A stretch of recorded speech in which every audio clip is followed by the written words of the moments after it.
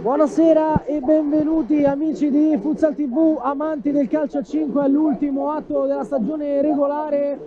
Benvenuti da Lorenzo Savi ed Alessandro Bellardini ad un Pallalaminium che oggi accoglie l'Olimpia Verona in una gara che è brutto da dire ma non ha più nulla da dire al campionato. La Fortitudo Pomezia e Olimpia Verona accomunate da tanti rimpianti ma con destini diversi. La prima non è riuscita ad arrivare ai playoff soltanto per qualche punto perso di troppo per strada. L'Olimpia forse ha, mi permetto di dire, progettato male la stagione. Ale, allora che c'è da dire se non gustiamocela perché è l'ultima?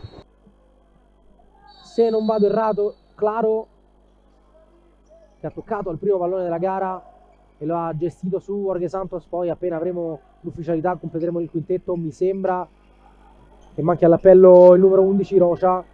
Prima Luca Ian, poi Fior e riparte Olimpia Verona con Jorge Santos che va verso la porta, stappa il match ancora una volta a segno contro la Fortitudo, il più classico dei gol degli ex. Ha segnato Jorge Santos. Portuga in banda da Ugas che riesce a trovare Michelangelo con la punta del destro, batte Fior. Ha pareggiato la Fortitudo. L'avevamo detto, era sicuramente il più vivace dei suoi all'interno di una partita dai ritmi chiaramente per ovvi motivi non altissimi, però Michel sta facendo sicuramente la differenza per quanto riguarda i padroni di casa. È un gol che ha meritato.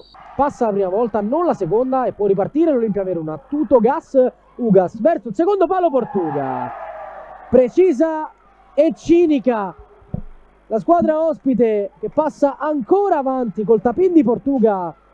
Altra ripartenza che fa male alla Fortitudo. A due tocchi da Nardi che torna da Portuga. Tocco sotto dolcissimo. Bacio al palo e +2 per il Verona. Gran gol di Portuga, la magia del numero 88.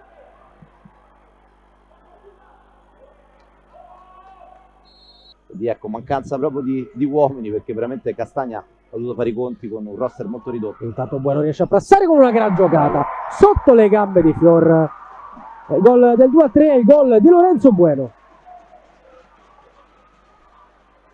Sterzata a lasciare sul posto portiere. Bella giocata di Lorenzo Bueno, veramente accelerato, ha visto l'uscita di Fior, gliel'ha messa proprio sotto le gambe, quindi manca il controllo del pallone e allora Portuga la può lavorare. Nardi in mezzo a due, Mateusi la porta via, poi Raubo potrebbe tornare dietro, la palla arriva a Micheletto che col mancino batte Fior.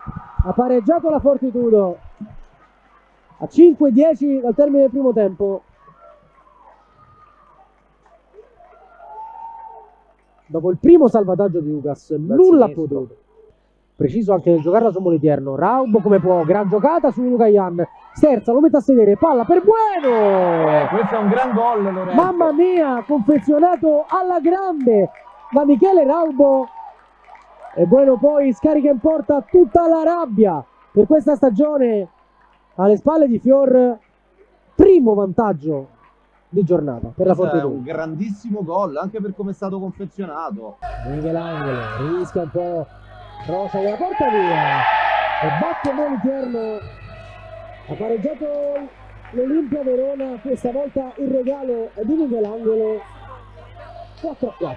Murillo arriva prima, Ugas, poi Luca Ian, Portuga con la punta, Luca Tarenzi con una gran parata. Ian, cambio lato, Murillo, la porta è vuota, vediamo se c'è tempo anche per lui. E dico veramente di sì a un secondo dalla fine. Parola fine sulla partita e sulla stagione di Murillo che fa il 6-4.